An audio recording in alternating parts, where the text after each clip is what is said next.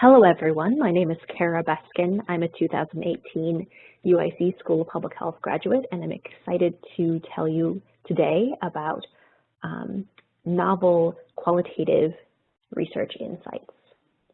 So by the end of today's 10-minute or less lesson, you'll be able to understand how qualitative research can lead to breakthroughs in understanding in public health, describe 4 qualitative studies that led to novel results, and hopefully you'll be able to think about how qualitative inquiry could add insight to your own research that you're working on.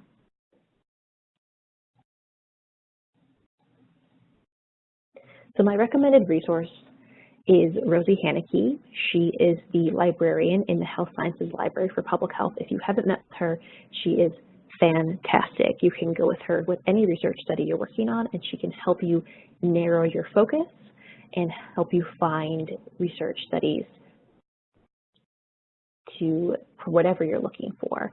So I went to her when I was looking for this very specific project of qualitative studies that led to novel discoveries, which is a fun job I had for a research project.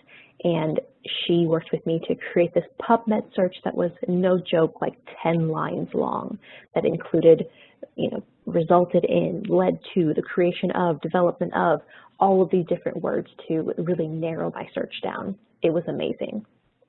So I highly recommend her. So my first example of a qualitative study is Ebola messaging. So in Sierra Leone, there was an Ebola outbreak from 2013-2016. So researchers went there in 2015 to create public health messaging. So they sat down and they started doing qualitative interviews and focus groups with community members to discover what people were concerned about. Messaging isn't effective if you don't meet people's concerns. So they didn't stop there. They developed 14 messages, and then they engaged in two-way communication again, that they showed the messaging to community members to understand were their phrasing effective, was their pictures clear, to gain feedback. And so they have some really great quotes in this Kinsman 2017 article about how two-way communication really improved their messaging. Example number 2 is that qualitative research can also document a need or a lack of services that's being provided. So here it was obesity surgery, so lap band surgery, and so they did 10 interviews with patients who had obesity surgery and 8 providers. It was really interesting that there was a huge divide between post-op communication. The doctors stated, like, of course, we have an open door policy. Everyone knows that has surgery here. They can always call us for anything that they need. And patients said they felt really left out in the cold. They said doctors never reach out to see how we are. It's on us to do that. And it feels really lonely. And so I would appreciate if they checked in on me. Patients also went on to highlight the need for mental health aftercare. They were stating how, they were having, it basically felt like a new person. They had lost all this weight and they had all this excess skin. They felt really alone. They felt very scared. And so they were documenting this need for mental health.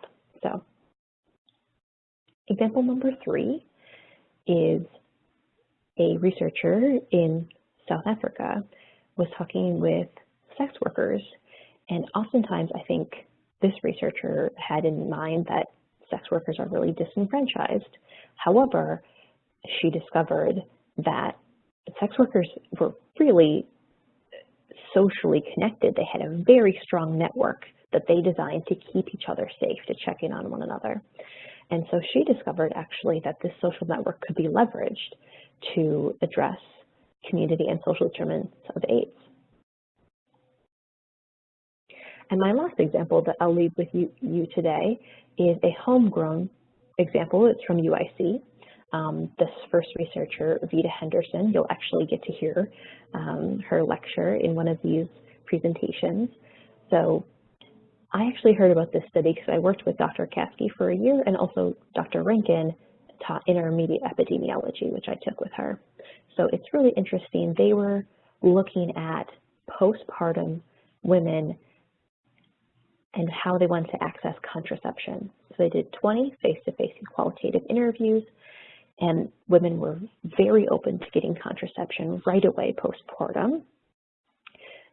And they also mentioned that they wanted flexibility of time and location for contraception, whether that was a postpartum LARC, so a long-acting reversible contraception like an IUD placed right after having a baby. And the researcher also brought up at well baby checkups. So when the women bring their infant in, having the pediatric doctor bring up contraception. Women really had mixed feelings about that. Some women were very positive, saying, of course, they would be more likely to bring their baby in for a checkup because it's their baby rather than themselves. They're adults. Maybe they don't prioritize their health as much as their child. But some women felt that pediatric doctors should really just focus on children. And I believe Dr. Rankin said in class that they actually decided to try this out, to have pediatric doctors start having contraception discussions with women, to do a trial of that study that was more quantitative. And I believe Dr. Rankin said in class that it actually did not go very well, that women were not actually taking the opportunity to seek contraception from pediatric doctors. And so they used qualitative research again to ask women why they hadn't. So this is a really interesting study that you can do qualitative research, which would inform your quantitative research, and once again, do qualitative research to understand why something you did didn't work in your study. So qualitative research has the ability to really provide novel insights that you wouldn't necessarily get just by looking at the numbers of your trial to offer contraception to pregnant women that didn't go so well. But you want to use qualitative research to find out why, the why behind the numbers. So here are my references for those 4 studies that I shared with you today. I hope that you liked learning about some novel insights that qualitative research can provide. And here are my acknowledgments. Thank you for listening.